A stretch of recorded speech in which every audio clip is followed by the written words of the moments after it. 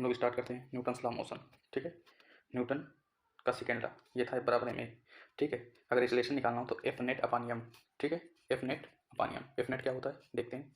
ठीक है, मान लो इधर एक फोर्स लग रहा है F1, इधर एक फोर्स लग रहा है F2 और ए इधर की तरफ लग रहा है, तो एफ नेट क्या हो जाएगा, जिधर की तरफ डायरेक्शन होगा एक्सेलरेशन का उधर का पॉजिटिव और इसके अपोजिट निगेटिव। एक्सेलरेशन की डायरेक्शन पॉजिटिव, एक्सेलरेशन के अपोजिट निगेटिव, तो क्या हो जाएगा a net F1 minus F2 by M. ठीक है, आगे बढ़ते हैं। दो बॉडीज अगर कांटेक्ट में हो, ठीक है, motion of two bodies in contact, तो उनका फोर्स ऑफ कांटेक्ट निकालना रहता है। ठीक है, दो बॉडीज यहाँ कांटेक्ट में है, ठीक, दोनों का मास M1 M2 है। ठीक है, फोर्स इस पर F लगाया गया। ठीक है, अब इसका फोर्स ऑफ कांटेक्ट F। ठीक है, ये जो मास M1 है इस पर फोर्स लगाया F। ठीक है, इस तो न्यूटन का जो और नियम रहता है वो बोलता है कि अगर कोई बॉडी इस पर फोर्स लगाएगी तो ये पॉजिटिव को लगाएगा। ठीक है, तो ये F इसके ऊपर फोर्स लगाता है। ठीक है, तो अगर हम F की बात करें, F की, तो ये हो जाएगा F equal to M1 plus M2 into a. ठीक है, इस F की बात करें तो total mass to be post, इसका वो रहता है कि फोर्स जो होता है total mass to be post into acceleration. तो ये वाला F हो गया टोटल मास कितना पोस्ट किया M1 प्लस M2 इंटू ए। ये वाला F क्या हो जाएगा M2 इंटू ए। ठीक है, मास M1 की बात करें तो उस पर टोटल फोर्स कितना लग रहा है F minus F into M1 into a. ठीक है, अब motion of contact bodies connected by string. ठीक है, इसमें हमें क्या निकालना रहता है, टेंशन निकालनी रहती। तो फोर्स इसमें कैसे निकालते हैं, total mass to be post into acceleration. ठीक है, मान लो ये तुम्हारा है, क्या उसको बोलते हैं, फोर्स, एक ब्लॉक मास M1 M2 और ये बंधा हुआ है रस्सी से, रोप से। ठीक है, इसका एक्सेलरेशन इधर की तरफ है। तो अगर हम यहाँ पे फोर्स देखेंगे तो टोटल मास कितना पुल किया जा रहा है M1 M2 into a, T equal to M2 a, और M1 को कौन कितना पुश कर रहा है F minus T into M1 ए। ठीक है, आगे बढ़ते हैं। ठीक, केस देखते हैं टेंशन रोप के अंदर कितनी होगी। ये एक रोप है। ठीक है, इसकी लेंथ L है, इधर की तरफ फोर्स F1 और इधर की तरफ फोर्स F2 लग रहा है। ठीक है, तो कहते हैं कि F1 से L डिस्टेंस पर टेंशन बताइए क्या होगी। ठीक है, तो टेंशन का सिंपली फार्मूला है TL F1 delta L F2 L। ठीक है, मतलब इधर का अगर हम ले रहे हैं F1 तो हम डिस्टेंस इधर की लेंगे। ठीक है, ये डेल्टा L है, डेल्टा L क्या होगी L माइनस L। ठीक, अगर F इधर का ले रहे हैं तो इधर का L हमें लेना पड़ता है। ठीक है, आगे बढ़ते हैं। ये एक, ठीक है, रॉड है। ठीक है, रॉड मान लो या रूप मान लो। ठीक है, इसकी लंबाई मतलब मास m है, लेंथ L है। ठीक है, ये F से मान लो खींचा जा रहा है या ना खींचा जा रहा होगा तो अपनी वेट की वजह से क्या पूछ लेते हैं, या फिर कहते हैं अगर F से खींचा जा रहा हो तो बताओ इस पर टेंशन यहाँ पे कितनी होगी। ये डिस्टेंस ये x दे रखे होते हैं। ठीक है, तो हम सबसे पहले मास बाय यूनिट लेंथ निकाल लेते हैं और x से अगर मास बाय यूनिट लेंथ कर लेते हैं और x से मल्टीप्लाई कर लेते हैं तो इतने का मास आ जाता है। ठीक है, और मास इंटू तुम्हारा एक्सेलरेशन कितना जी लगेगा नीचे जी, तो हो जाएगा टी बराबर M by L x g plus F. ठीक है, acceleration of body in a lift, अगर कोई बॉडी लिफ्ट के अंदर है, ठीक है, तो उस पर अपीरेंट वेट कितना होगा। ठीक है, अगर लिफ्ट जो है रेस्ट पे है या मूविंग कांस्टेंट वेलोसिटी से, तो जो तुम्हारा वेट होगा वो आर, अपीरेंट वेट आर है। ठीक है, R equal to M G होगा। ठीक है, लिफ्ट अगर एसिलेटेड है अपवर्ड तो अपीरेंट वेट आर बराबर M ji plus a, lift accelerated downward apparent weight R बराबर M ji minus a. In case of free falling lift R equal to zero, means अगर लिफ्ट नीचे की तरफ फ्री फॉल होकर गिर रही तो उस समय वेट तुम्हें अपीयर मतलब वेट जो है अपीयर नहीं होगा। ठीक है, वेट कहाँ अपीयर नहीं होगा, मान लो ये लिफ्ट है, लिफ्ट पे एक वेटिंग मशीन रखी है, उस पर इंसान खड़ा है ऐसे करके। ठीक है, तो इस पर अपीरेंट वेट की बात की जा रही है। ठीक, और ये लिफ्ट नीचे गिर रही है। ठीक, आगे बढ़ते हैं। अगर रिटार्डेशन होगा तो उस केस में taken as negative in that formulas. ठीक है, चलिए आगे बढ़ते हैं कि एक रस्सी है, ठीक है, दोनों तरफ से बंधी है, यहाँ पे W वेट लटकाया गया है। ठीक है, अब जब वेट लटकाया जाएगा तो ये ऐसे हो जाएगी रस्सी। ठीक है, यहाँ वेट W लगे रहा है। ठीक, तो यहाँ से ये है क्या थीटा एंगल, तो पूछते हैं बताओ इसमें कितनी टेंशन होगी, कितनी टेंशन होगी, T बराबर W by two cos theta. आप कहते हैं कि जो है थीटा इंक्रीजेस तो टी इंक्रीजेस। ठीक है, थीटा इंक्रीज करेंगे कॉस थीटा डिक्रीज करेगा, कॉस थीटा डिक्रीज करेगा तो टी इंक्रीज करेगा। ठीक है, थीटा 60 डिग्री के ऊपर टी बराबर W हो जाएगा। चलिए आगे बढ़ते हैं। ठीक, ये एक पुली है, एक पुली ये है, एक पुली ये है। ठीक है, और ये एक बॉडी है जो ऊपर वी वेलोसिटी से जा रही है, ऊपर वी वेलोसिटी से जा रही है। ठीक है, इधर ये V1 से नीचे आ रही है, ये V2 से नीचे आ रही है, तो करें कितनी वेलोसिटी से ऊपर ये जाएगा। अगर इन पुली के और इसके स्ट्रिंग के, पुली से अगर वर्टिकल और स्ट्रिंग के बीच एंगल थीटा हो तो क्या होगा, V equal to V1 plus V2 by two cos theta. चलिए आगे बढ़ते हैं हम लोग। ठीक है, ये आपका एक पुली है, यहाँ से दो मास लटके हुए हैं। ठीक है, तो इस पर टेंशन कितनी होगी, अगर मास M1 और M2 है तो ये होगा T equal to M2 M1 M2 g upon M1 plus M2। ठीक है। अब एक्सेलरेशन अगर पूछ ले तो एक्सेलरेशन कैसे निकालेंगे, मान लो m1g बड़ा है, ठीक है, m1g बड़ा तो उधर की तरफ एक्सेलरेशन होगा तो m1 माइनस m2, ठीक है जी, ये होगा net force upon m1 plus m2, ये होगा नेट एक्सेलरेशन। ठीक है, आगे बढ़ते हैं। ठीक है, टेंशन कितनी होगी, ये मान लो ये टेबल है, टेबल के ऊपर ये पुली है, ये आपका, ठीक है, ये मास क्या है m1 है, ये मास m2 है। ठीक है, तो इस पर पूछेगा टेंशन कितनी होगी, तो टेंशन कितनी होगी, एक लटक रहा है तो T equal to m1 m2g upon m1 plus m2। ठीक है, आगे बढ़ते हैं। अच्छा, इस पर अगर इधर पूछे कितना लगेगा, तो इधर T और इधर T, तो इधर होगा T रूट 2। ठीक है, आगे बढ़ते हैं।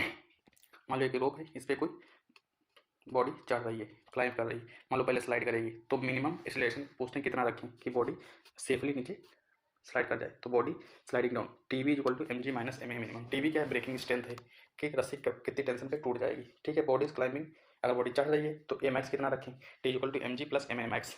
ठीक है, आगे बढ़ते हैं। Reading of spring balance, spring balance के अंदर कितनी रीडिंग रखेंगे, टी न्यूटन में या फिर टी बाई जी के जी वेट। ठीक है, अब एक स्प्रिंग है, उसमें मास रखा है 10 kg, तो उसका टेंशन कितना होगा, टेंशन होगा 100 न्यूटन। ठीक है, मान लो दो स्प्रिंग है, ठीक है, उस पर मास इन्होंने रखा है 100 kg, तो टेंशन कितना होगा 50 न्यूटन। ठीक है, मान लो एक स्प्रिंग है, उसके नीचे एक पुली बांधी है, पुली में 10 kg के मास लटका दिए हैं, तो अगर पुली के ऊपर पूछा जाए टेंशन कितना होगा, मतलब इस पर रीडिंग बैलेंस होगी, इस पर टेंशन कितना होगा, तो ये होगा टी डैश, ये होगा 200 न्यूटन, और अगर रस्सी में टेंशन पूछी जाए तो होगी 100 न्यूटन। ठीक है, आगे बढ़ते हैं। ठीक है, एक इंक्लाइन प्लेन है, ठीक है, जिसका एंगल 30 डिग्री है। ठीक है, 30 डिग्री, उसके ऊपर ये स्प्रिंग रख दिया गया, स्प्रिंग में 10 kg का एक ब्लॉक लटकाया गया। ठीक है, तो पूछते हैं कि स्प्रिंग में रीडिंग कितनी आएगी, कितनी रीडिंग आएगी 10g sin 30, और जबकि अगर उस स्प्रिंग में कितनी आएगी 10g sin 30। ठीक है, और ये आएगा तुम्हारा 50 न्यूटन। ठीक है, अगर स्प्रिंग को टेबल के ऊपर रख दो और इधर उधर पुली लगा दो, ठीक, इधर उधर पुली लगा दी, ठीक है, और उसमें 10 kg के दो ब्लॉक लटका दिए, तो टेंशन कितनी होगी 100 न्यूटन। ठीक है, अब बात करते हैं बॉडी के, मतलब एक पुली लटका दी, ये पुली है, पुली के दोनों तरफ से बॉडीज क्लाइंब कर लेंगे। ठीक है, तो इसका एक्सेलरेशन A1, इसका एक्सेलरेशन A2, और इसका एक्सेलरेशन रोप का होगा AR। तो एक्चुअल एक्सेलरेशन अगर देखा जाए, एक्चुअल एक्सेलरेशन तो होगा A1 plus A2/2, actual velocity V1 plus V2/2, actual displacement S1 plus S2/2, S1 plus S2/2, और अगर रोप का एक्सेलरेशन देखेंगे तो A1 डिफरेंस A2/2 हो जाएगा। ठीक है, आगे बढ़ते हैं। ठीक है, स्यूडो फोर्स जो होता है, स्यूडो फोर्स और mass of body into acceleration of frame, pseudo force always opposite to the acceleration of frame. मान लो कोई गाड़ी है, ठीक है, ये कोई गाड़ी है और इस पर एक ब्लॉक रखा हुआ है, वो ये इधर की तरफ चल रहा है। ठीक है, तो जितनी फोर्स से इधर की तरफ चलेगा उतना स्यूडो फोर्स इसके एफ इधर लगेगा, इसे बोलते हैं स्यूडो। ये हमेशा ऑलवेज जो होता है वो फ्रेम ऑफ रेफरेंस के अपोजिट होता है।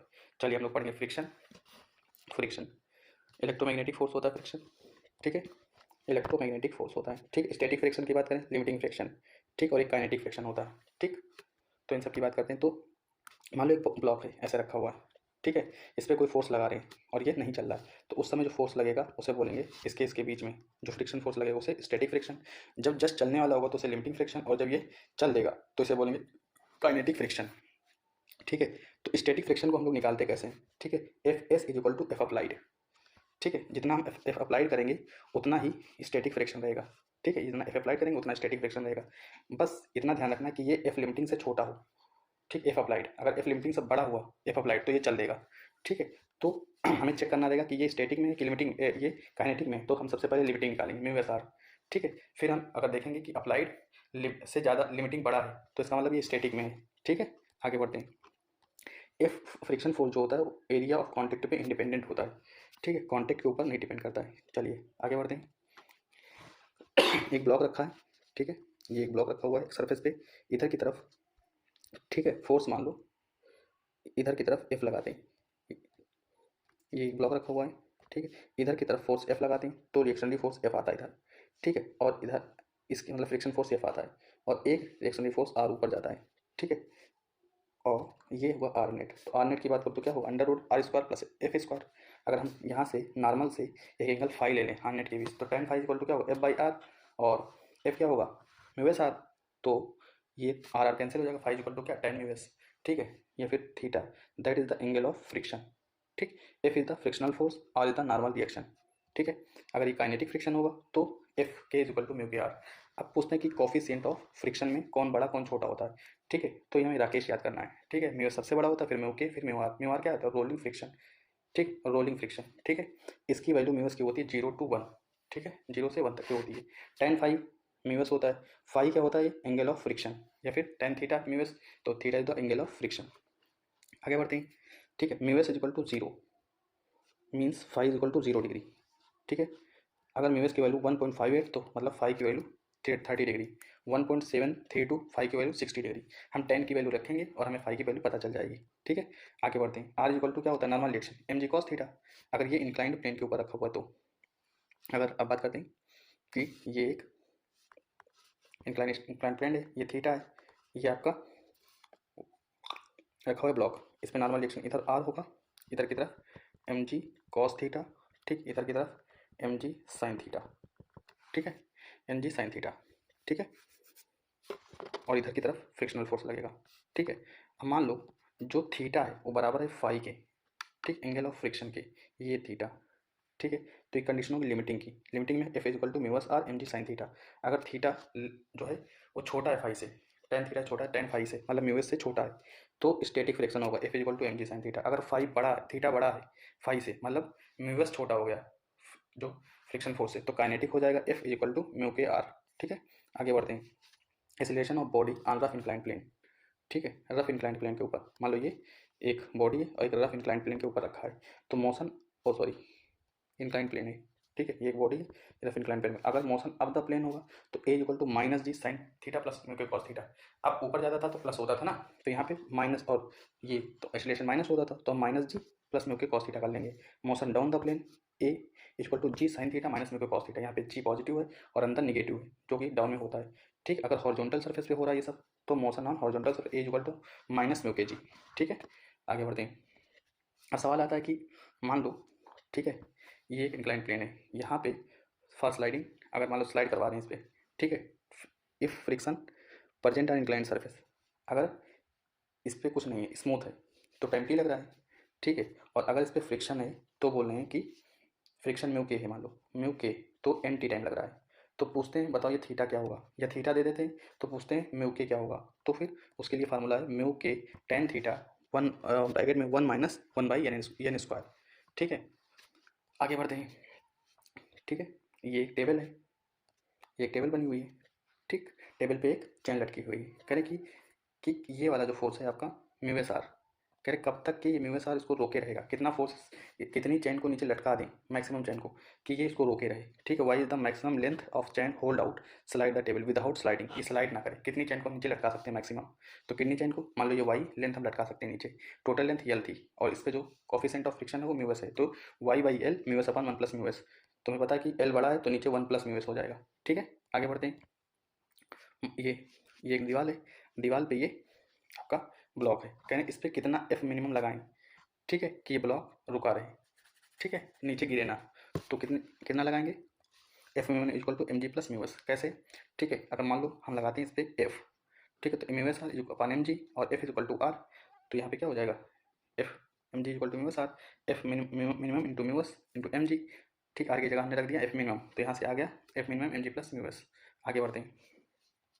ठीक, मोशन ऑफ इंसेक्ट इन रब बाउल, मैक्सिमम एंगुलर डिस्प्लेसमेंट, करें एक बाउल है और ठीक इस पर यहाँ से एक कीड़ा चढ़ना स्टार्ट किया, कीड़ा चढ़ना स्टार्ट किया, तो करें कहाँ तक कीड़ा चढ़ जाएगा। ठीक, मान लो ये एंगल थीटा है और यहाँ के बाद ये फिर फिसल के नीचे आ जाएगा, तो मैक्सिमम कितना चढ़ जाएगा, theta tan theta equal to mu s, या फिर theta equal to tan inverse mu s. ठीक है, height to which the insect can crawl, कितना ये ऊपर जा सकता है, y height from base is not mention as calculated. ठीक है, कह रहे हैं ये इसकी आर है और ऊपर से हाइट जो है वो एच है, मान लो वाई है। ठीक, नीचे की हाइट एच है। ठीक है, तो अगर नीचे से कितना पूछे हाइट तो एच होगी, ऊपर से पूछेगा तो वाई होगी, तो यहाँ पे कौन सा फार्मूला लगेगा, ठीक है, y by R under root one by one plus mu s square. ठीक है, यहाँ पे देखिए आर बड़ा है तो one plus mu s square. ठीक है, आर बड़ा है तो one plus mu s square. मान लो ये बाउल है, ये बाउल है, ठीक है, ऊपर से ऊपर का मत ध्यान देना, ठीक है। और ये इसका सेंटर है, ये आर है, और ये यहाँ तक के चला तो ये वाई, तो आर बड़ा है वाई, ठीक। अगर एच पूछ ले एच, तो एच क्या होगा, आर माइनस वाई, आंसर आ जाएगा, ठीक। अगर कहने की कल को क्या उसको बोलते हैं, क्वेश्चन में ना दिया हो कि निकालना क्या है, तो हमें एच निकालना रहेगा, ठीक है। आगे बढ़ते हैं, दो बॉडीज का सिस्टम, ठीक। कहने की केस वन केस टू, ये एक दो डिब्बे हैं, एक एफ है और एक एम, कैपिटल एम है, एक स्मॉल एम है। मान लो ऊपर वाले डिब्बे पे एफ अप्लाई करते हैं, ठीक है, ऊपर वाले डिब्बे पे एफ अप्लाई किए। अगर कोई फ्रिक्शन ना हो, अगर कोई फ्रिक्शन ना हो ए और बी के बीच, तो ए वाला चलेगा, F applied by m into A B, zero हो जाएगा, ठीक है। फ्रिक्शन अगर प्रेजेंट है ए और बी के बीच, तो ये डिपेंड करेगा कि एफ अप्लाइड जो है वो म्यू एस एम जी से बड़ा है या बराबर है, ठीक है। कहने की बराबर हो या छोटा हो, मतलब ये आपस में डिटैच ना हो, ठीक है। तो a is equal to a B is equal to F applied m plus m, दोनों साथ साथ चलेंगे। अगर एफ अप्लाइड बड़ा है, ठीक है, एफ से म्यू एस एम जी से, ठीक है, बड़ा है म्यू एस एम जी से, तो ए हो जाएगा आपका एफ अप्लाइड माइनस एफ, ठीक, एफ अप्लाइड माइनस एफ अपान एम, और ए बी हो जाएगा एफ बाई एम। सेम इसी तरीके से इधर केस है कि नीचे वाले पे एफ अप्लाइड कर रहे हैं और ऊपर वाले पे नहीं कर रहे हैं, तो अगर फ्रिक्शन नहीं होगा तो ऊपर वाला चलेगा ही नहीं, ए जीरो होगा, नीचे वाला A B is equal to F applied by m. अगर एफ अप्लाइड से बड़ा है mu s m m m plus m g, ठीक है, इस पर लगने वाला फ्रिक्शन फोर्स, ठीक है, तो दोनों साथ साथ चलेंगे, a acceleration of a acceleration of b, F applied m plus m, ठीक है। अगर एफ अप्लाइड बड़ा है, ठीक है, इससे mu s m plus m by m two g से, then F is equal to mu के एम जी, ठीक। तो यहाँ से आपका ए हो जाएगा एफ बाई एम और ए बी हो जाएगा एफ अप्लाइड माइनस एफ पान एम। बात करते हैं वर्क पावर एनर्जी की, ठीक है, वर्क पावर एनर्जी की। तो यहाँ से F is equal to W बराबर F dot s, F s cos theta constant force के लिए, ठीक है। अगर वेक्टर फॉर्म में हो एफ और a, F x i cap plus F y j cap, T s है x i cap y j cap, तो डब्ल्यू क्या हो जाएगा, W F x into d x, F y into d y, F z into d z, और ये limit लग जाएगी x two x one, high upper limit upon lower limit H two y two Z two upon x one y one Z one, ठीक है। By conservative force, अगर बात करें conservative force की, ठीक है, जैसे कौन कौन से कंजर्वेटिव फोर्स हैं, F G gravitational force, electric force, elastic force, ठीक है। तो इनके राउंड ट्रिप में जो है क्या होगा, जीरो वर्क होगा। कैसे, मान लो एक बार ऊपर गया तो फोर्स कितना होगा, एम जी एच, ऊपर जाएगा तो फोर्स एम जी एच मतलब वर्क, ठीक है, और नीचे आएगा तो माइनस एम जी एच। तो दोनों को अगर ए टू बी टू ए करोगे तो दोनों को जोड़ोगे तो क्या आएगा, जीरो आएगा, ठीक है। आगे बढ़ते हैं, और ये जो एच होता है ये डिस्प्लेसमेंट होता है, चाहे वो ऐसे चले चाहे वो ऐसे चले चाहे वो ऐसे चले, ठीक है। हाइट तो एच ही रहेगी, तो ऊपर जाने में वर्क कितना हुआ, एम जी एच, ठीक है। Work done by kinetic friction. Kinetic friction क्या होता है, फ्रिक्शन क्या होता है, नॉन कंजर्वेटिव होता है। चलिए, हॉरिजॉन्टल ट्रैक पे चल रहा है, मान लो ये हॉरिजॉन्टल ट्रैक है, इस पे चल रहा है, तो डब्ल्यू इक्वल हॉरिजॉन्टल ट्रैक, तो डब्ल्यू क्या होगा, म्यू के एम जी एल, ठीक है। एफ कितना होगा, एम जी, और ठीक है, डिस्टेंस कितनी एल, और मतलब सॉरी यम म्यू के एम जी, फोर्स क्या होगा म्यू के एम जी, ये फ्रिक्शन फोर्स है तो माइनस लगेगा, ठीक है। वर्टिकल ट्रैक पे W equal to minus mu के एम जी एल, एल क्या है, हॉरिजॉन्टल लेंथ है, टोटल पाथ लेंथ, ठीक है। जैसे मान लो ये है, ठीक, तो एल ये होगी, ठीक। अगर इस पे जा रहा है तो हमें हमें सिर्फ और सिर्फ उससे मतलब है डिस्प्लेसमेंट से, ठीक है, क्योंकि यहाँ पे ये डिस्प्लेसमेंट है, ठीक है।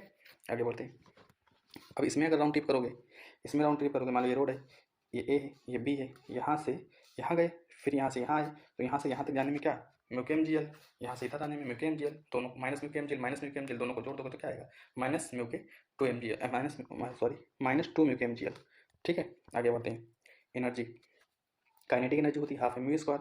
वर्क एनर्जी थ्योरम की बात करें तो वर्क जो होता है, ठीक है, वो बराबर होता है डेल्टा के, ठीक है। वर्क एनर्जी तो K final minus K initial, half M V square minus half M V U square, K final minus K initial, ठीक है।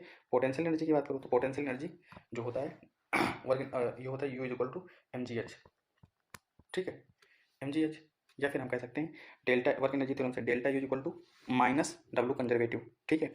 एक और या हम कह सकते हैं U is equal to F dot S, या फिर हम लिख सकते हैं F is equal to D U by D S, ठीक है, जो यहाँ पे लिखा हुआ है, ठीक। आगे बढ़ते हैं, ग्रेविटेशनल पोटेंशियल एनर्जी, ठीक है, ये कितनी होती है, M G H. Elastic potential energy half K X square, X क्या है, spring constant K, X spring constant क्या होता है, और ये कितना अंदर चला जाता है एक्स, उसे बोलते हैं, ठीक है। Work done by conservative force. Conservative कौन कौन से फोर्स होते हैं अभी बताया, कौन कौन से? Electric, elastic, gravitational. ठीक है, तो डेल्टा डब्ल्यू क्या होगा यहाँ, U initial minus U final is equal to minus delta U. जबकि अगर काइनेटिक एनर्जी की बात करो तो डेल्टा के होता है is equal to minus delta U, ऐसे लिख सकते हो। ठीक है, कंजर्वेटिव के लिए। आगे बढ़ते हैं, कंजर्वेशन ऑफ मैकेनिकल एनर्जी। ठीक, तो टोटल एनर्जी क्या होता है, energy is equal to kinetic energy plus potential energy, दोनों कांस्टेंट होते हैं। ठीक, तो इसका मतलब अगर चेंज करोगे kinetic energy plus delta U is equal to zero, तो हम इस तरीके से लिख सकते हैं delta K is equal to minus का डेल्टा यू। मतलब अगर इसमें गेन होगा तो इसमें लॉस होगा, इसमें लॉस होगा तो इसमें गेन होगा, क्योंकि अपोजिट साइन है। ठीक है, loss in kinetic energy, gain in potential energy. ठीक है, अगर नॉन कंजर्वेटिव हुआ तो delta K plus delta U is equal to क्या होगा, डब्लू नॉन कंजर्वेटिव, कुछ ना कुछ वर्क निकल जाएगा। ठीक है, जैसे फ्रिक्शनल फोर्स में या विस्कस फोर्स में ये कंडीशन होते हैं, delta K plus delta U is equal to W N C, non conservative force, frictional force, viscous force. चलिए, अभी आपको बताया गया था टेबल पे एक चेन लगी हुई है और वो मान लो टेबल पे एक चेन रखी हुई है, उसका एक्स पार्ट, ठीक है, लटक रहा है, एक्स पार्ट लटक रहा है। ठीक है, टोटल चेन की लंबाई एम है, मतलब मास एम है, लेंथ एल है और एक्स इसका लटक रहा है, तो करें इसको पुल करने में कितना वर्क करना पड़ेगा। ठीक है, तो वही W equal to M G X square upon two L, ये कैसे आया। ठीक है, फोर्स हमारा क्या होता है, W, W equal to F dot S. ठीक, यस कितना है, एक्स बाई टू, एफ पहले एफ देखते हैं, तो M by L G X, ये तो मास हो गया। ठीक है, ये आपका मास हो गया, और एक्स बाई टू, तो ये हो गया आपका फार्मूला। ठीक है, M G X square by two L. Okay, ये फोर्स हो गया M G X by L into X by two. ठीक है, बहुत स्लो है भाई। ठीक है, कह रहे kinetic energy of chain by living the table, अगर ये टेबल ये लीव कर जाए तो उस समय काइनेटिक एनर्जी क्या होगी, तो काइनेटिक एनर्जी होगी के फाइनल माइनस के इनिशियल। ठीक है, तो के फाइनल क्या होगी, M G X square upon two L, M G X square upon two L, और फाइनल क्या हो जाएगी, पूरा नीचे आ जाएगा। ठीक है, तो उस टाइप से होगा, तो इसका फार्मूला डायरेक्ट याद रखना है, के बराबर M G L by two one minus X by L का होल ऑफ स्क्वायर। ठीक है, के एफ क्या है, K final M G L by two, ठीक, के इनिशियल ऊपर लिखा हुआ है। ठीक, अगर के फाइनल के इनिशियल तुम्हें देखना हो तो ये हो गए, और यहाँ से ये निकल के आया। ठीक है, आगे block dropped from height H, height H on spring, ये एक स्प्रिंग है। ठीक, यहाँ से एक ब्लॉक ड्रॉप किया गया एच हाइट से, तो कहते हैं केस क्या होगी, अगर इस पर कोई ब्लॉक आएगा, मान लो ये एक्स कंप्रेस किया यहाँ तक, तो ऊपर से जो यहाँ यहाँ तक आया क्या है, M G H plus X, ये आपका पोटेंशियल एनर्जी किस में कन्वर्ट होगा, इसमें हाफ के एक्स स्क्वायर में। ठीक, तो half K X square equal to M G plus X. ठीक है, ये block is not dropped but gently placed spring, then अगर ये एच हाइट से ना जाकर के यहीं प्लेस किया गया होता जेंटली, तो यहाँ से एच गायब हो जाता। ठीक है, तो ये हो जाता क्या, half K X square is equal to M G X X cancel हो जाएगा, तो क्या आ जाएगा, X is equal to M G by के। ठीक है, स्प्रिंग का केस ही चल रहा था अभी, in equilibrium F net is equal to zero, अगर इक्विलिब्रियम है तो वहाँ पे F net is equal to zero होगा, तो एफ एक्स जब बिल्कुल रखा हुआ है, अब कोई मतलब नहीं, तो F x M A K X is equal to M G, F is equal to और क्या होता है के एक्स, और F equal to M G होता है, तो दोनों फोर्स बराबर होंगे, है कि नहीं, तो यहाँ से एक्स बराबर एम जी बाई के हो जाएगा। ठीक है, इक्विलिब्रियम की कंडीशन में, और ये क्या है, जेनेटली प्लेस्ड है। ठीक, ये इक्विलिब्रियम की कंडीशन में। ठीक, maximum stretching for horizontal and vertical, कितना हो जाएगा, कितना स्ट्रेच कर सकते हो मैक्सिमम, मान लो अगर ये कोई स्प्रिंग है, ये कोई स्प्रिंग है, इसमें मास एम लटका दिए, तो करें मैक्सिमम इसको कितना नीचे तक के जो है स्ट्रेच करा सकते हो। ठीक है, कितना करा सकते हो, एक्स बराबर v under root m by के। ठीक है, और maximum stretch when body falls from unstretched spring, कह रहे हैं कि अगर ये अनस्टेज है पहले से, ये तो वी से नीचे गई। ठीक है, तब ये कंडीशन आई ये वाली, और अगर बॉडी पहले से अनस्टेज है, ये अनस्टेज है। ठीक है, और यहाँ पे ऐसे करके और एकदम से छोड़ोगे तो ये आएगा ये स्टेप से। ठीक है, तब कौन सा फार्मूला लगेगा, वही एक्स बराबर टू एम जी बाई के, या जेनेटिकली प्लेस करो या ऐसे तुरंत छोड़ो। ठीक है, बात तो एक ही, कंप्रेस करेगा जितना उतना एक्सटेंशन करेगा। ठीक है, आगे बढ़ते हैं, potential energy of liquid, potential energy of liquid U is equal to, मान लो ये लिक्विड भरा हुआ है। ठीक है, एरिया डेंसिटी जी, और ये एच तक के भरा हुआ है। ठीक है, तो यहाँ से फार्मूला हो जाएगा U is equal to A rho G H square by two. ठीक है, कैसे होगा, क्योंकि वहाँ पे फार्मूला होगा U equal to M G H, H की जगह में एच बाई टू रखेंगे, क्योंकि उसका क्या उसको बोलते हैं, सेंटर मत देखना है, और एम क्या होगा, M equal to rho V या फिर रो ए एच।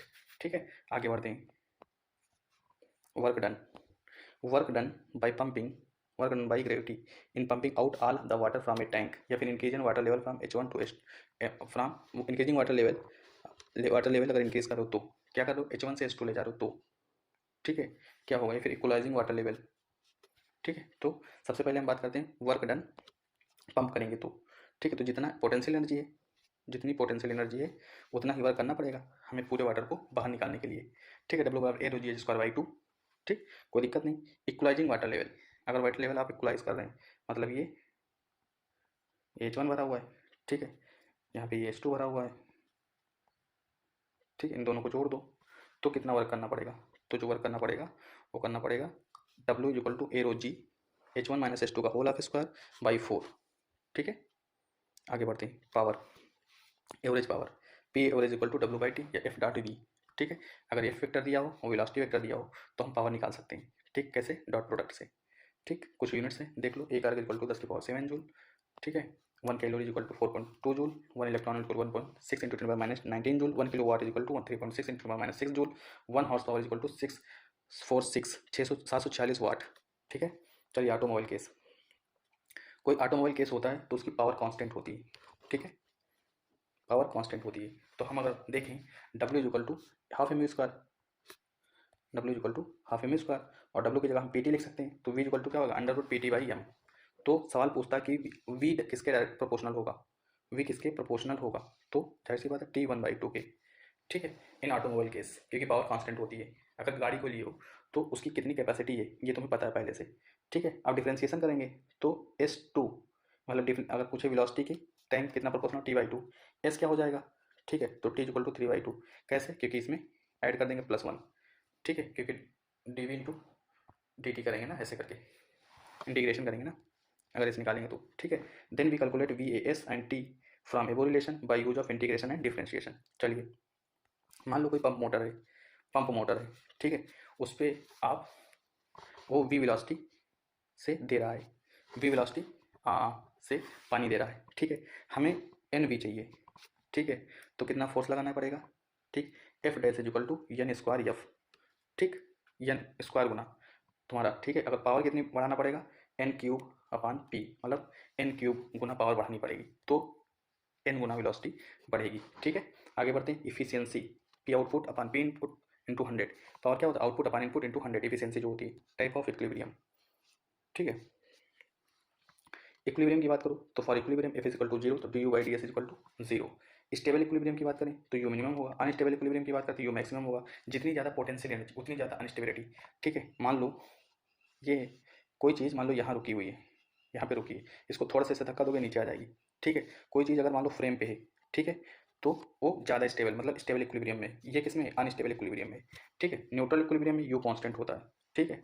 आगे बढ़ते हैं, और फोर्स हमेशा हर इक्विलिब्रियम में 0 होता है, तो du/ds हमेशा हर जगह 0 होगा, ठीक है। लीनियर मोमेंटम का केस, लीनियर मोमेंटम क्या होता है, P = mv, तो यहाँ से और क्या लिख सकते हैं, K P²/2m, तो P √2m के। न्यूटन का सेकंड लॉ था F=dP/dt, तो dmv/dt slope of PT curve gives, अगर इस टाइप से लिखा है तो हमें बताया था कि अगर A लिखा है B/C, ठीक, तो इसका स्लोप B और C का A देगा, तो D और T का स्लोप F देगा, कोई दिक्कत की बात है ही नहीं, tan थीटा निकालेंगे और F बोल देंगे, ठीक है। आगे बढ़ते हैं, अगर P हम लिख सकते हैं यहाँ से F/T, F और T का कर्व जो है एरिया वो P देगा, कोई दिक्कत की बात है ही नहीं, area of FT curve time axis give change in momentum ΔP।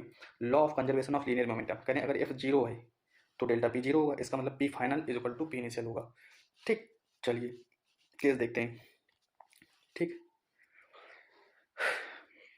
Recall velocity of gun, ठीक है, क्योंकि किसी गन पे हम कुछ अगर मान लो कोई गन है तो उस पर उसका मास m है, उसकी वेलोसिटी v है, ठीक है, तो P फाइनल ही है, ठीक। P इनिशियल क्या हो जाएगा, -mv, ये दोनों बराबर होंगे, ठीक है। ये भी क्या है, रिकॉल वेलोसिटी ऑफ, ये बुलेट की स्पीड है और ये बुलेट का मास है, ठीक है। आगे बढ़ते हैं, ठीक, अगर मान लो कोई बम है एक्सप्लोड किया, ठीक है, बम है एक्सप्लोड किया, इंटरनल बाहर से कोई फोर्स नहीं दिया गया, जब बाहर से कोई फोर्स नहीं देंगे, ठीक है, तो केस बन गया क्या, P1 P2 P3, P1 + P2 P + P3 का वेक्टर जो है 0 हो जाएगा, क्योंकि F एक्सटर्नल 0 है, ठीक है। तो अगर हम बात करें दो, मान लो M1 और M2, ये चले गए किस पे, 90 डिग्री पे, ठीक, केस में 90 डिग्री पे चलेगा। तो वहाँ पे M3 तो फिर पूछते हैं कि बताओ M3 वाला कितनी स्पीड से जाएगा, ठीक है, या फिर क्या होगा। तो इस केस में अगर देखें तो P जो होगा आपस में P0 होगा टोटल। P0 मतलब मोमेंटम क्या, डेल्टा चेंज इन मोमेंटम 0 होगा क्योंकि फोर्स 0 है। तो जब इस कंडीशन में क्या होगा, P ये वाला P, ठीक है, P3 जो होगा वो होगा किसके बराबर, P1 प्लस P2 के वेक्टर के, और वेक्टर का मैग्नीट्यूड निकालना हम बताए थे। ठीक, तो हो जाएगा P is equal to under root P1 square plus P2 square. ठीक, तो under root M1 V1 square plus M2 V2 square. आगे बढ़ते हैं, कोलिजन। कोलिजन, ठीक है, कोफिशिएंट ऑफ रिस्टिट्यूशन, ये क्या होता है, ठीक है, it is only apply along line of impact. After collision velocity V2 V1 है और before collision U1 U2 U1 है। ठीक है, तो E इज इक्वल टू होता है, ठीक है, माइनस का delta V, that is the velocity of separation, upon delta U velocity of approach. ठीक है, दो बॉडी हैं आपस में टकराएं, ठीक है, V1 V2 के आपस में टकराएं, फिर उनकी वेलोसिटी V2 और V1 हो गई। ठीक है, अगर हम इसकी बात करते हैं कोफिशिएंट ऑफ रिस्टिट्यूशन की, तो परफेक्टली इलास्टिक कोलिजन के लिए E इज इक्वल टू 1 होता है, परफेक्टली इनइलास्टिक के लिए E 0 to 1 होता है, परफेक्टली इनइलास्टिक के लिए कोलिजन के लिए E इज इक्वल टू 0 होता है। जितने भी टाइप के कोलिजन होते हैं, इलास्टिक कोलिजन, इनइलास्टिक कोलिजन और परफेक्टली इनइलास्टिक कोलिजन, सब में मोमेंटम जो है कंजर्व होता है। ठीक है, सब में मोमेंटम कंजर्व होगा। इलास्टिक कोलिजन की बात करें तो उसमें काइनेटिक एनर्जी भी कंजर्व रहती है। ठीक, अब मान लो ये एक बॉल है, ये एक बॉल है, आपस में टकराए, ठीक है, ये U1 से जा रही थी, ये U2 से जा रही थी। ठीक, तो V1 की स्पीड क्या हो जाएगी और V2 की स्पीड क्या हो जाएगी। ठीक है, V1 क्या हो जाएगा, M1 minus e M2 upon M1 plus M2 into U1, 1 plus e M2 upon M1 plus M2 into U2। ठीक है, U2 क्या हो जाएगा, M2 minus e M1 upon M1 plus M2 into U2 plus 1 plus e M1 U1 upon M1 plus M2। ठीक है, loss of kinetic energy कितनी होगी, loss of kinetic energy, ठीक है, delta K is equal to half M1 M2 upon M1 plus M2 into U1 minus U2 का whole of square 1 minus E square. ठीक है, ये फार्मूला याद करने को है। ठीक, इंपॉर्टेंट केस की बात करते हैं, 3-4 केस हैं, देख लेते हैं। ठीक है, मान लो M1 और M2 बराबर है और ये परफेक्टली इलास्टिक कोलिजन का केस है। तो क्या होता है, सिंपली दोनों आपस में टकराते हैं और वेलोसिटी इंटरचेंज कर लेते हैं। V1 बराबर U2 हो जाता है और V2 बराबर U1 हो जाता है। If U2 is equal to 0, ठीक है, अब परफेक्टली इलास्टिक नहीं, जनरल केस है। अगर U2 इज इक्वल टू 0 मतलब एक बॉल रुकी हुई है, ठीक है, एक कोई चीज़ रुकी हुई है मान लो, और U2 is equal to zero है। ठीक है, मास M2 बड़ा है, ज़्यादा, मतलब मान लो दीवार है, क्या है, दीवार है, और उस पर गेंद मार दो। ठीक है, तो जो V1 होगा, V1 वो होगी माइनस ई U1 हो जाएगा। ठीक है, जो जैसे मान लो कोई चीज़ खड़ी है, ठीक है, पूरी तरीके से वो रुका हुआ है और उसमें कोई जाके टकराएगा, तो जितनी तेज से टकराएगा उतनी ही कोफिशिएंट ऑफ रिस्टिट्यूशन के गुना वापस इलास्टिक से आएगा। ठीक है, अब मान लो जो चल रहा है, ठीक है, वो बड़ा है, मान लो ट्रक चल रहा है और उसके सामने कोई डिब्बा रखा हुआ है, ठीक है, या फिर डिब्बा रखा हुआ है। तो अब जो चल रहा है वो तो अपनी स्पीड से चलेगा, V1 is equal to U1 से, लेकिन जो डिब्बा रखा है वो 1 प्लस ई U1 हो जाएगा। मतलब डिब्बा रुका था पहले, U2 इज इक्वल टू 0 हमने पहले ही ले रखा है। ठीक है, तो फर्स्ट केस में जब M2 रुका हुआ था तो U2 0 था, लेकिन यहाँ पे डिब्बा 1 प्लस ई गुना U1 के दौड़ेगा। ठीक है, आगे बढ़ते हैं, परफेक्टली इन इलास्टिक कोलिजन। ठीक है, तो इसमें क्या होता है, ये आपस में जाके चिपक जाएंगे। मान लो दो, ये एक मास है, एक मास यह है, ये M1 से चल रहा है V1 U1, ये M2 है U2। ठीक है, ये आपस में कोलैप्स किए और बन गया ये। ठीक, तो इस टोटल की velocity, total mass is equal to M1 U1 plus M2 U2। ठीक है, कंजर्वेशन ऑफ मास लगा देंगे डायरेक्ट। ठीक है, तो कॉमन वेलोसिटी हो जाएगी V1 प्लस V2, तो ये हो जाएगा P net is equal to P1 plus P2, इससे ये हम V निकाल लेंगे। ठीक है, आगे बढ़ते हैं, collision between bullet and vertically suspended block. कह रहे हैं कि ये एक वर्टिकली सस्पेंड था ब्लॉक, यहाँ से एक बुलेट को फायर किया गया। ठीक है, तो अगर ये बुलेट इसके अंदर आ गई क्या होगी, तो क्या होगी, V equal to MU upon M plus M। पहले तो ये V0 था ना, V2 0 था, तो पहले किसका मोमेंटम था, इसका मोमेंटम MU, अब इस दोनों का मोमेंटम। ठीक है, V equal to M plus M। ठीक, ये कितना ऊपर उठेगा इधर की तरफ, H equal to V square upon 2G। Loss in kinetic energy, कितना लॉस होगा काइनेटिक एनर्जी, तो half M1 M2 upon M1 plus M2। ठीक है, हम लोगों ने पढ़ा था M1 plus M2 U1 square minus U2 square का होल ऑफ स्क्वायर, तो U2 यहाँ 0 है तो U स्क्वायर कर दूंगे 1 माइनस ई स्क्वायर, क्योंकि आपस में दोनों चिपक गए तो E 0 हो जाएगा, बात खत्म है। ठीक है, आगे बढ़ते हैं, बाल लिवाउन केस के बाल को पटको तो क्या होगा। ठीक है, कह रहे हैं कि मान लो बॉल है यहाँ पे, एक बार पटके फिर ऐसे जाएगी, फिर ऐसे आएगी, फिर ऐसे जाएगी, फिर ऐसे आएगी। तो कह रहे हैं कि अगर, ठीक है, एन रिबाउंड करे, एन रिबाउंड करे तो एन रिबाउंड के बाद उसकी वेलोसिटी क्या होगी, v n is equal to e naught e की power n v naught. We naught क्या होगा, अंडर रूट 2 GH, ठीक है, अंडर रूट 2 GH। और एच एन क्या हो जाएगा, ई की power 2n into H. Time कितने लगेगा, टी डैश, ठीक है, 1+e/1 इंटू टी। टी क्या है, फर्स्ट बार में जितनी ये यहाँ से यहाँ तक के जाने में समय टी, और ये वेलोसिटी यहाँ पे क्या होगा, वी नॉट, ठीक है। डिस्टेंस कितनी होगी एन सेकेंड के बाद, 1+e करें total distance travel by ball before coming to rest. Rest में जाने के बाद कितनी डिस्टेंस हो जाएगी, तो S is equal to 1+e² / 1 - e² into H. H क्या है, इसकी हाइट, एच क्या है, इसकी हाइट, ठीक है, फर्स्ट वाली बात कर रहे हैं, ठीक है। डेल्टा पी क्या हो जाएगा, delta P N is equal to M V N plus V N minus 1, ठीक है। वेलोसिटी एन मतलब एन सेकेंड में एन एथ टाइम और एन माइनस 1 टाइम, ठीक है। डेल्टा पी और क्या हो जाएगा, M we not 1+e/1 - e, ठीक है। इस टाइप से हम निकाल सकते हैं। आगे बढ़ते हैं, ऑब्लिक इम्पैक्ट, ठीक है। v बराबर u under root sin square theta plus ई स्क्वायर कॉस स्क्वायर थीटा, ठीक है। आगे बढ़ते हैं, tan phi equal to tan theta plus e. अच्छा, क्या हुआ है कि ये ऑब्लिक है ना, ऑब्लिक इम्पैक्ट यहाँ से इधर मारी फिर इधर आ गई, ठीक। ये यू है, ये वी है, ठीक। ये थीटा पे गिरी और ये फाई है, ठीक है। यहाँ पे कोफिशिएंट ऑफ फ्रिक्शन ई है, ठीक है।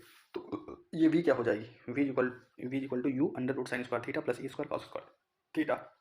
टेन फाई क्या होगा, टेन थीटा बाई ई, ठीक है। डेल्टा पी क्या होगा, 1+e M you cos theta, ठीक है।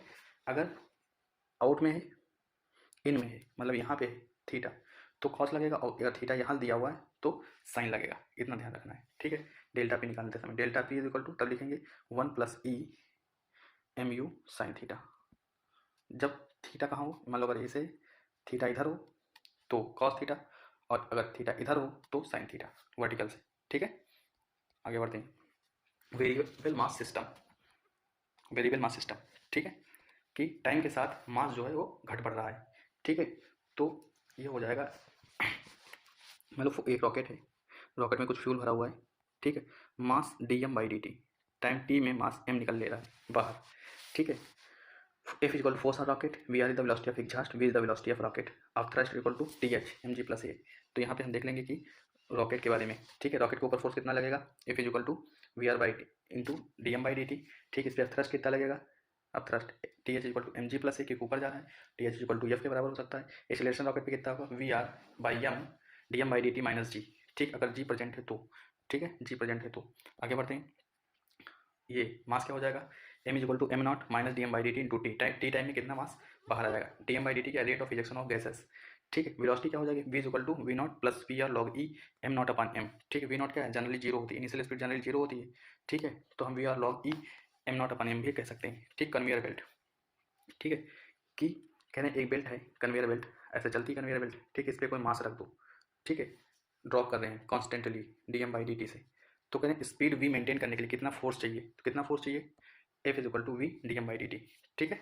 और कितना पावर इंक्रीज करना पड़ेगा, ठीक। पी बराबर F V is equal to V square upon D M by D T, ठीक है। इस पर कॉन्स्टेंटली मान लो सैंड गिराया जा रहा है, ठीक, बालू गिराई जा रही, तो इतना फोर्स और इतना पावर बढ़ानी पड़ेगी, फोर्स क्रिएटेड बाई वाटर, ठीक है। मान लो ये तुम्हारा पाइप है, पाइप, तो इधर से मास जा रहा है D M by D T V velocity से, पानी का, ठीक है। पानी जा रहा है इतनी से, तो फोर्स कितना होगा उसके ऊपर, यहाँ पे कितना फोर्स लगेगा इस पे पाइप के, उस पे वॉल पे कितना लगेगा, F is equal to V D M by D T, ठीक है। और F is equal to V M की जगह हम लिख सकते हैं डेंसिटी इंटू वॉल्यूम, ठीक है। और वॉल्यूम अपॉन टाइम, ये होता है क्या, water coming in T second, ठीक है, water coming in T second, ऐसे बोलते हैं मास फ्लो, ठीक है, मास फ्लो बोलते हैं, ठीक। तो ये हो जाएगा ए रो वी स्क्वायर, ठीक है।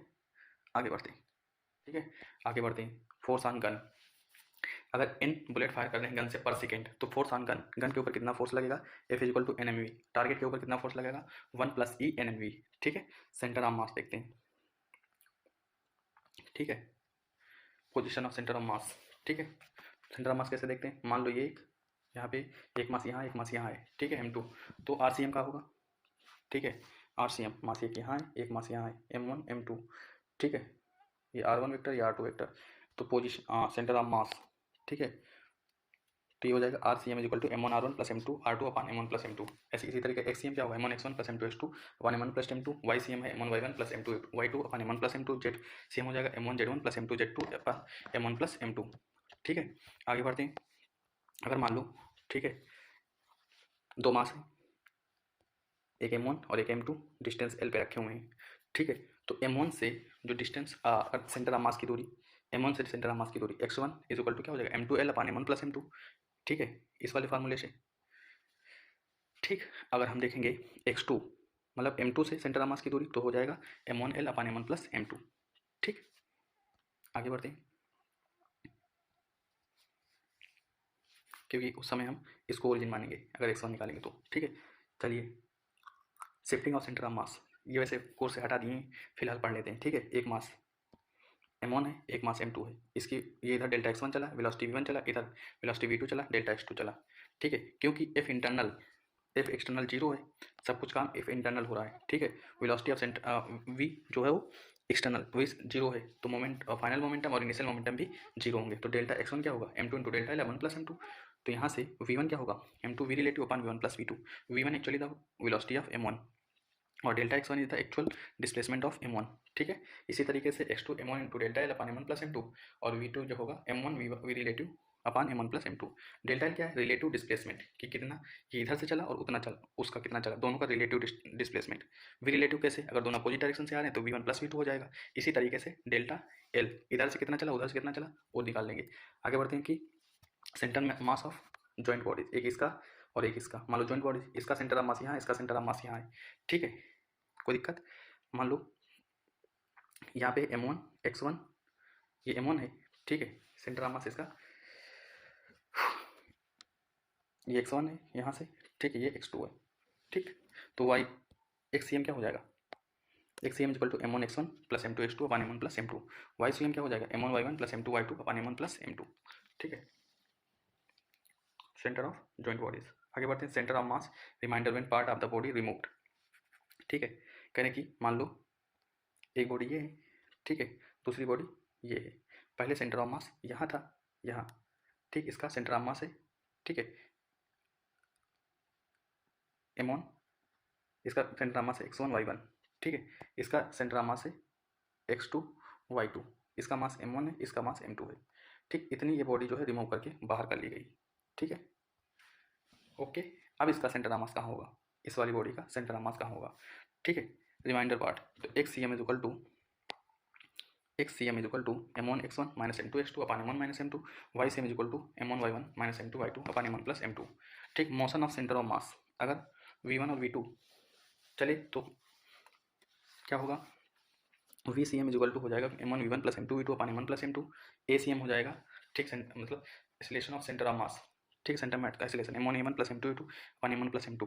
और f क्या हो जाएगा m तो D P C M upon D T. If is equal to zero V C M equal constant velocity of centre mass unaffected by internal factors m1 v1 equal to m2 u2। ठीक है, आगे बढ़ते हैं।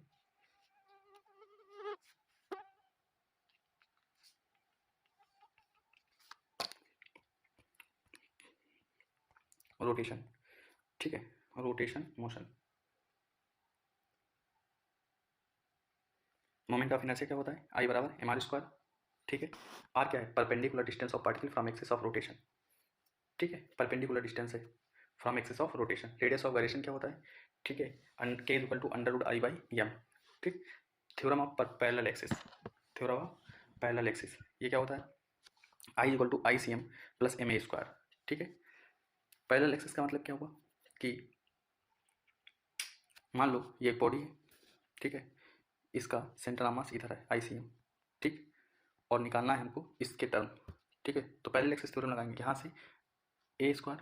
ठीक है, ए है perpendicular distance और इसके अगर इसके उससे निकालेंगे, इससे निकालेंगे तो क्या होगा, I equal to I c m plus m a square. I equal to m I of body at any axis. ठीक है, theory of perpendicular axis, this theory apply for flat और प्लेन बॉडीज। ठीक, I x is equal to I y plus I z और I y is equal to I x plus I z. ठीक है, ये हो जाता है। आगे बढ़ते हैं, सेंटर ऑफ मास की बात करते हैं। थिन रॉड, थिन रॉड के लिए about centre of mass I by M L square by 12। ठीक है। About end ml²/3, rectangular lamina के लिए m/12 l² प्लस b², ठीक है। और रिंग के लिए I बराबर mr² या फिर mi ऑफ हालो सिलेंडर, ठीक है। रिंग या फिर हेलो सिलेंडर के लिए I बराबर mr², ठीक है। आगे बढ़ते हैं। mi of disc, moment inertia of disc या फिर सॉलिड सिलेंडर के लिए mr²/2, ठीक है। अगर I फॉर डायमीटर निकालें तो ICM/2 हो जाता है। I फॉर टेंडेंट निकालें तो ये हो जाता है ICM प्लस mr², ठीक है। ICM प्लस mr², ये दोनों याद रखेंगे, ठीक। इसके लिए for ring and for disc, ठीक है। आगे बढ़ते हैं। टेंजेंट के लिए क्या, ICM प्लस mr²। चलिए स्फीयर की बात करते हैं तो अबाउट डायमीटर, ठीक, ये हो जाएगा I बराबर 2/3 mr², हेलो स्फीयर के लिए। अबाउट टेंजेंट एक mr² ऐड करेंगे तो क्या हो जाएगा 5/3 mr², ठीक। आगे बढ़ते हैं। सॉलिड स्फीयर के लिए about diameter 2/5 mr², about tangent 7/5 mr², क्योंकि एक टेंजेंट ऐड करेंगे। अब बात करते हैं moment of inertia of triangular lamina, तो I बराबर m/6h², ठीक है। ये हुआ कि ए बी है, ये सी है, ठीक है। तो अगर मोमेंट ऑफ इनर्शिया इसकी ज़्यादा होगी, इसकी ज़्यादा होगी कि इसकी ज़्यादा होगी, तो जो स्मॉलेस्ट साइड होगी उसकी लार्ज मोमेंट ऑफ इनर्शिया होगी, ठीक है। तो आई ए बी, ठीक, आई बी सी और आई ए सी, ठीक। आई ए बी की ज़्यादा smallest side of large moment of inertia, ठीक, इतना ध्यान रखना है। आगे बढ़ते हैं। Motion of body attach two cylinder with in A thread, ठीक है। सिलेंडर की मान लो ये थ्रेड है, यहाँ से अटैच है मोशन ऑफ बॉडी, और ये पुली और यहाँ से मास m गिर रहा है, ठीक। ये t है, अल्फा है एंगुलर एक्सेलरेशन, इसकी रेडियस r है और इसका मोमेंट ऑफ इनर्शिया I है, ठीक है। तो एक्सेलरेशन क्या होगा, a = g/1 + I/mr²। वेलोसिटी क्या हो जाएगी इसकी, जो नीचे गिर रहा है, ठीक है, ये होगा आपका v = √2gh/1 + I/mr², ठीक है। अगर यहाँ से देखें, यहाँ से इस साइड से इतना सिर्फ देखें तो टेंशन नीचे की तरफ और परपेंडिकुलर डिस्टेंस r TR, ठीक, ये होगा टाउ = क्या होता है F × r, और टाउ = क्या होता है I × अल्फा, तो ये TR = I अल्फा, ये भी कह सकते हैं। और एक है फार्मूला A बराबर R अल्फा होता है, m = मास ऑफ बॉडी, याद कर लेना है, ठीक है। टॉपलिंग ऑफ ब्लॉक, करें कि ये ब्लॉक है, इसके यहाँ पे एक फोर्स F लगाते हैं, तो कितना इसका मास mg हो, तो कितना फोर्स लगाएं कि ये जो है ब्लॉक टपल कर जाए, मतलब पलट जाए, तो F = mg/2, ठीक। नेट क्रैकर का केस, ठीक, यहाँ पे रखा हुआ है नट, ठीक है। इसका ये x, इस पे फोर्स F, यहाँ से इसकी डिस्टेंस x', इस पे फोर्स F', ठीक है। तो नेट क्रैकर की कंडीशन ये होती है, ठीक है। F' इंटू x' = F.x, ठीक है। आगे बढ़ते हैं। फॉलिंग वर्टिकल रॉड, अगर वर्टिकल रॉड को इधर नीचे की तरफ गिरा रहे हो तो, ठीक है। v वेलोसिटी इसकी क्या होगी, वेलोसिटी = √3gl 1 - cos थीटा, और इसका ओमेगा क्या होगा, omega angular velocity v = v/l, ठीक है। v ऊपर से निकाल लेंगे √3gl 1 - cos theta. Rolling motion की बात करते हैं कि इंक्लाइंड प्लेन पे कोई चीज़ रोल कर रही हो तो, ठीक है, रोल कर रही हो तो, ठीक है। तो एक्सेलरेशन क्या होगा उसका, वेलोसिटी क्या होगी, फोर्स ऑफ फ्रिक्शन क्या होगा, ठीक है। काइनेटिक एनर्जी कितनी होगी, ठीक है, टोटल काइनेटिक एनर्जी, और ये सब टाइम पूछ लेता है कभी कभार। तो चलिए देखते हैं एक्सेलरेशन क्या होगा, A = g sin θ/1 + I/mr², जो भी थ्रेड वाले केस में था, ठीक है। और minimum required frictional force mg sin θ/1 + mr²/I, ये पलट जाएगा क्योंकि ये फ्रिक्शनल फोर्स है, ठीक है। फॉर रोलिंग विदाउट स्लिपिंग, तो म्यूएस क्या होगा, कह रहे स्लिप ना करे रोलिंग करे, तो tan θ 1 + mr²/I, ये भी पलट गया क्योंकि ये फ्रिक्शनल फोर्स है म्यूएस, ठीक है। और ये फ्रिक्शनल फोर्स और म्यूएस दोनों में mr²/I होगा, ठीक है। बाकी सब कहीं I/mr² होगा, ठीक है। आगे बढ़ते हैं। काइनेटिक एनर्जी टोटल कितनी होगी, एक होगी काइनेटिक एनर्जी, एक होगी रोलिंग एनर्जी। काइनेटिक एनर्जी कितनी, ½ m² प्लस ½ I⍵²। I⍵ क्या है, रोलिंग एनर्जी।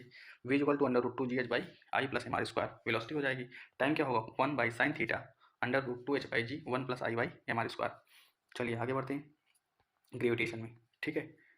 ग्रेविटेशन कह रहे हैं कि दो फोर्स हैं, दो प्लेनेट हैं, उनके बीच की डिस्टेंस r है, तो कितना फोर्स लगेगा, फोर्स ऑफ ग्रेविटेशन, ठीक है। F = gm1m2/r²। g की वैल्यू क्या है 6.67 × 10⁻11 न्यूटन मीटर स्क्वायर पर kg², ठीक। एक्सेलरेशन ड्यू टू ग्रेविटी, ठीक है, एक्सेलरेशन ड्यू टू ग्रेविटी। मान लो ये अर्थ है, अर्थ पे कोई मास m रखा है, अर्थ की r ही है, ठीक है।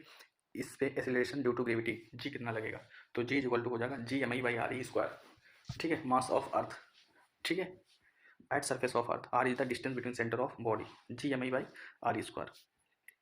ठीक है, इतना लगेगा एक्सेलरेशन। एम से मतलब नहीं है अभी, ठीक है।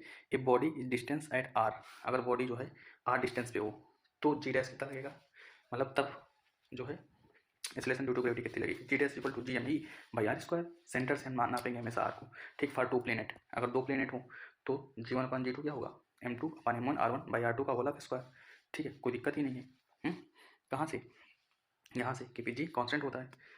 आगे क्या कर सकते हैं, एम को हम लिख सकते हैं, ठीक है, मास को डेंसिटी, ठीक, इंटू वॉल्यूम, वॉल्यूम क्या होगा, आर क्यूब होगा, ठीक, तो आर क्यूब से ये आर नीचे होता है, आर कैंसिल हो जाएगा, तो जी टू फिर क्या लिख सकते हैं, ये वाला g two upon g one rho two r two upon rho one are one, ठीक है, 4/3 पाई आर क्यूब लगा करके ले आए, ठीक है। Variation of acceleration due to gravity, variation पूछ कह रहे हैं क्या होगा, कह रहे हैं effect of shape of earth, ठीक है, जी पोल पे ज़्यादा होता है, ठीक है, जी इक्वेटर से, ठीक, पोल पे ज़्यादा होगा।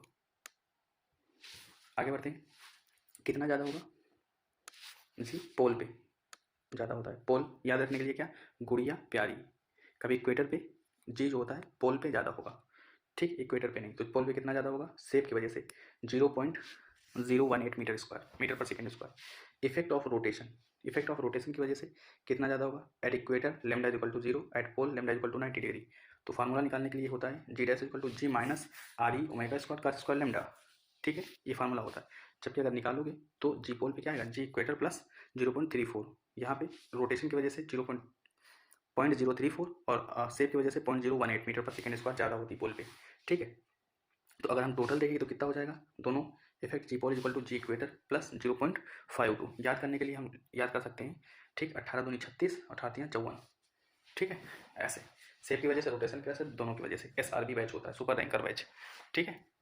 52 है 54 और हम अपना एडजस्ट कर लेंगे, इसमें 2 घटाएंगे, इसमें भी 2 घटा लेंगे, ठीक है।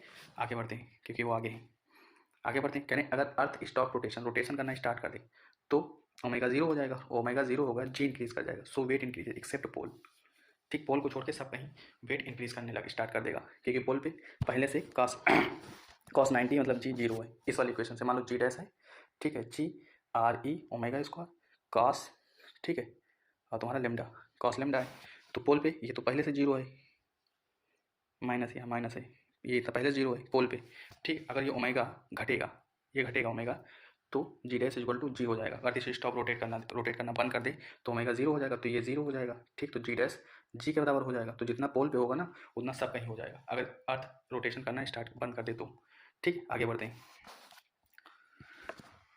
Effect of height, effect of height की बात करें तो इफेक्ट ऑफ हाइट होता है g dash equal to g 1 plus H by are e का होल ऑफ स्क्वायर, ठीक है, ये होता है। जबकि अगर एच जो है बहुत छोटा हो, ठीक, आर ई से, ठीक, हाइट जो ऊपर हम गए हैं बहुत छोटी हो, तो हो जाता है g dash equal to g 1 minus 2 h by R E, ठीक। डेप्थ में जाने के लिए नीचे हम एच गए हैं तो क्या होगा, g dash equal to g 1 minus h r ई, ठीक। इसको याद करने का ट्रिक क्या है, डॉन, ठीक, हेट गर्ल्स, ठीक, जी जो है जी, ठीक है, हाइट पे 2 गुना होता है, डाउन में नीचे जाने पे 1 गुना होता है, ठीक है, मतलब 1 minus 1 H by R E, 1 minus 2 h by R E, ठीक।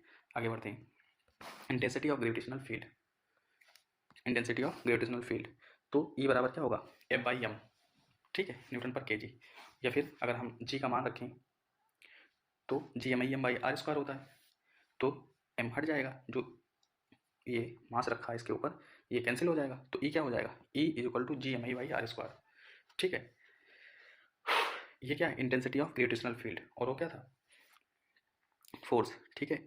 अगर बात करें कि मास m है, ये m2 है, ठीक है, और एक पॉइंट p पे, ठीक है, पॉइंट p जो m1 से x डिस्टेंस पे है, m2 से r माइनस x डिस्टेंस पे है, ठीक है, जो है इलेक्ट्रिक फील्ड इधर की तरफ ई m1 m2 के कारण electric intensity of gravitational field m2 की तरफ कितनी है, E2 है, और m1 की वजह से m1 की तरफ E1 है।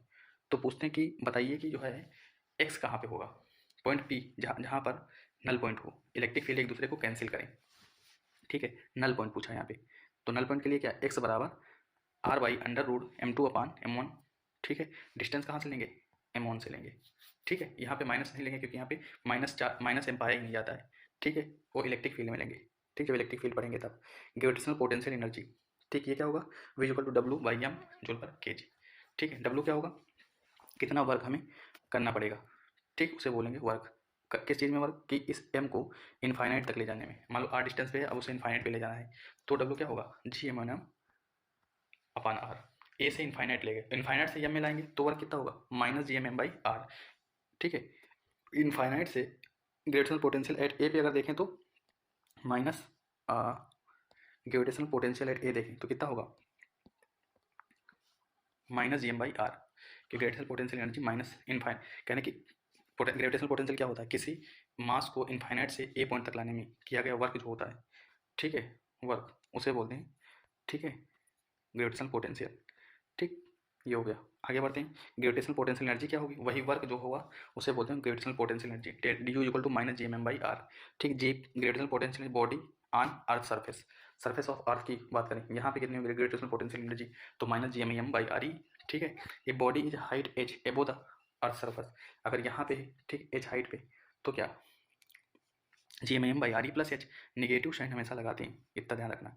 ठीक है, increasing potential energy when body is move from surface of earth to height H, H from the surface of earth, तो डेल्टा यू क्या हो जाएगा, अगर कोई बॉडी यहाँ से यहाँ पहुँचा रहे हैं, ठीक, सरफेस ऑफ अर्थ से एच हाइट पे, तो उस समय पूछते हैं कि चेंज इन एनर्जी बताओ, तो M G H upon 1 plus H by R E. ठीक है, ये हो जाता है, और एच अगर very very less than R E, then delta is equal to M G H. ठीक है, आगे बढ़ते हैं, एस्केप एनर्जी या एस्केप वेलोसिटी क्या होती है, यानी कोई भी बॉडी जो ये पोटेंशियल एनर्जी, ठीक है, कौन सी potential energy, gravitational potential energy को क्रॉस कर जाए, ठीक है, उसे बोलते हैं एस्केप एनर्जी, उतनी वो जो होती है escape energy g M M by are, और जो वेलोसिटी होगी उस समय होगी escape velocity under root G M by r, या फिर under root g are e for any planet.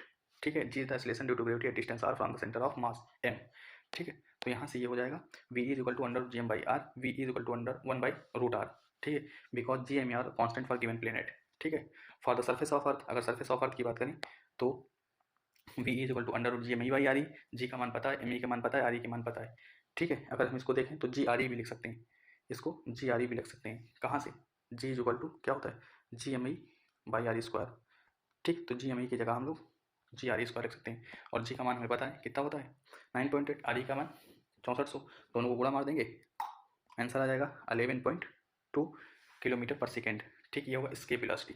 Orbital velocity of satellite, जो सेटेलाइट हम ऑर्बिट में भेजते हैं वो कितनी वेलोसिटी से घूमता है, ठीक है, तो वो होता है V equal to we not under root G M E by R, जबकि एस्केप वेलोसिटी क्या होती है, V equal to under root G two G M E by are.